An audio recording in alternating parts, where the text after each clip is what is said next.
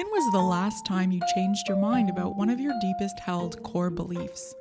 If you've heard about or read Yuval Noah Harari's ideas, there's a chance you've reframed at least one way you see the world. In my case, this book completely reframed my beliefs and assumptions about humanism. Welcome to Audiobook Reviews in 5. This is Jana, and today I'm reviewing Homo Deus, A Brief History of Tomorrow, written by Harari and read by Derek Perkins.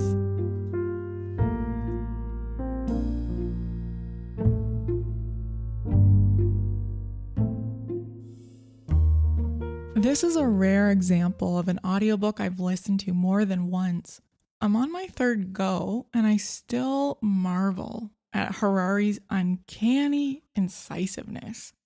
He's really mastered storytelling that hits a nerve. And this is easily, in my mind, one of the best books written in the last 10 years. The only qualm I have with the format here is I would have loved to hear Harari read his own work. I really enjoy hearing him interviewed and talk about his ideas. No slight on Derek Perkins here, he still does a great job. But Harari is also more famous for his book Sapiens, and I get it. It's a compelling narrative take on human history, and especially interesting for those with no apparent patience for studying history. And Homo Deus is not so lauded. It's really not a feel-good book. And it's worth noting that much of the criticism seems to stem from an unfavorable comparison to Sapiens. And while Sapiens illustrates our predilection toward master narratives as agreed upon truth, so think here about Harari's discussion about money and our agreed value that humans have, that money is worth value, Homo Deus eviscerates, or at minimum seriously undermines, humanist beliefs and traditions of the modern era. And it casts doubt on the universality of common emotions and what we agree on as well understood universal emotions. So, for example, in a world where humans are bioengineered to possess superior traits or chosen for their super abilities, who gets left behind?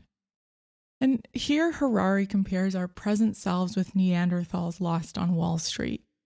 While our bioengineered descendants outpace evolution in leaps and bounds with godlike powers delivered through genetic manipulation and augmented technology, what would separate healing medicine from being used to upgrade the healthy and beautify the wealthy? And will our aspirations of divinity render currently exceptional traits as banal?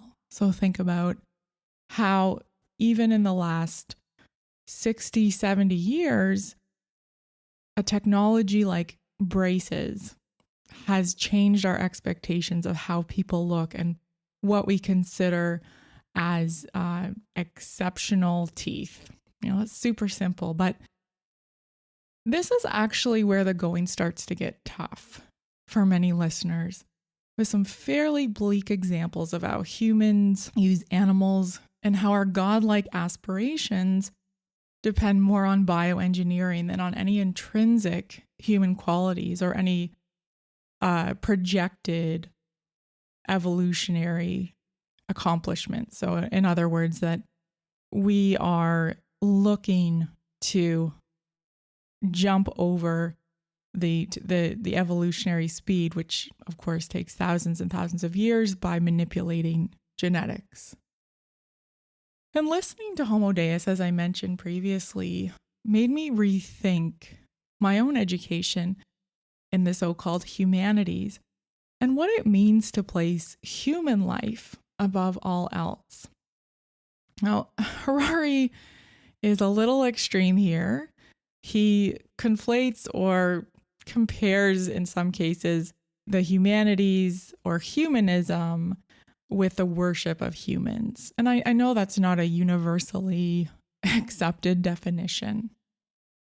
But Harari is right to scrutinize just how sacred human life is, Because when you consider how many lives are perpetuated by life support machines and technology, what we think of as life has come to take on a lot of different definitions, even within the last 25 years.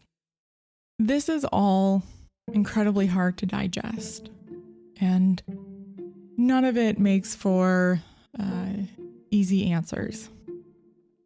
But I also encourage you to check out Harari's following book, 21 Lessons for the 21st Century, which poses a more structured framework around how to think about the problems humanity faces in the future.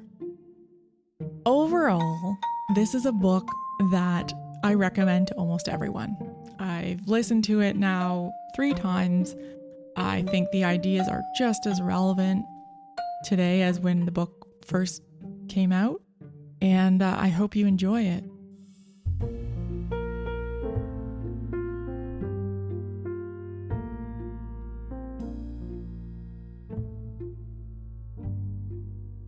That's all for this episode of Audiobooks in 5. Join me again soon for a bonus episode on why audiobooks are my jam. Thanks for listening.